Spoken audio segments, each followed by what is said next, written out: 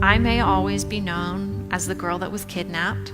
The day that it happened, he'd broken into my home. He'd taken me out my back door, taken me up into the mountains behind my home.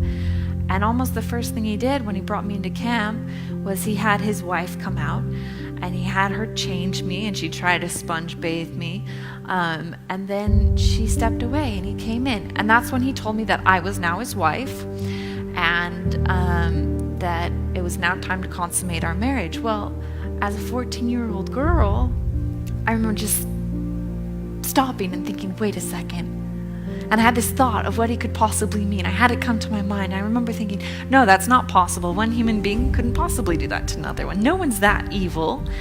And I quickly found out that yes, as a matter of fact, there are people out there that are that evil. And the morning after I was rescued, my mom gave me the best piece of advice I've ever been given. And I'd always listen to my mom's advice. I'd always try to follow it. I fall short of it probably far too often. She said, Elizabeth, what these people have done to you is terrible.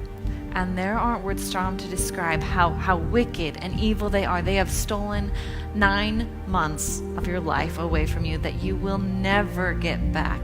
But the best punishment you could ever give them is to be happy, is to move forward with your life, to do all the things that you want to do, because by feeling sorry for yourself, by holding on to the past, by reliving in it, that's only allowing them to steal more of your life away from you. And they don't deserve that. They don't deserve a single second more. So you need to be happy and you need to move on with your life. And I remember leading up to the trial, I was actually very nervous to see my captors again. I hadn't seen them in person since the day I was rescued.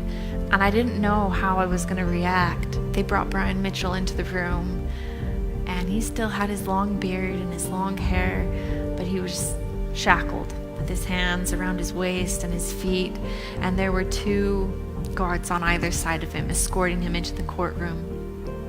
And I realized in that moment that I had followed my mom's advice, that I didn't need to be scared of what he would make me feel, because I realized that he had no power over me anymore.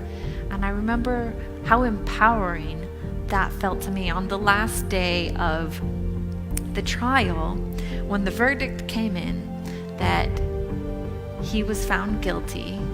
I remember the judge looking at me and asking me if I had anything to say to him, and I do remember just standing up and saying that he had no further hold on me, that he never would, and that I was going to live a wonderful life. And if I didn't say that in words, I certainly thought that.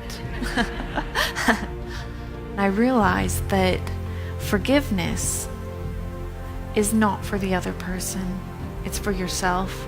Life is so worthwhile, and no matter what has happened to you, no matter what your background is, no matter what your past is, each of us deserve to be happy. Bad things do happen, but that doesn't mean that they need to define us or to destroy our life. And yes, I may always be known as the girl that was kidnapped, but that's okay, because I know that that's not all who I am. That happened to me, but I have not let that stop me from going on, getting married, having a family, becoming an advocate for change, becoming an advocate for women and children, and really all victims. We have things that happen to us, and yes, they shape us, they mold us, but they don't have to define us, because in the end, what defines you is how you react, are the decisions that you make.